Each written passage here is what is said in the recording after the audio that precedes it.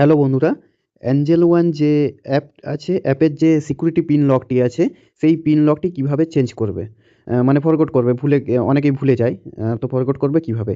সবথেকে প্রথম Angel one অ্যাপ্লিকেশনটি ওপেন করতে হবে। তারপরে এখানে ফিঙ্গারপ্রিন্ট চলে আসছে।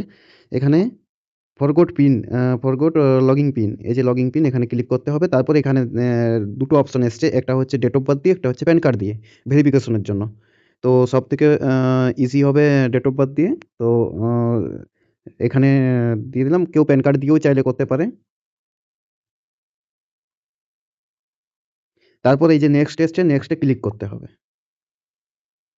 নেক্সট এ ক্লিক করার পর এখানে একটা ওটিপি আসবে।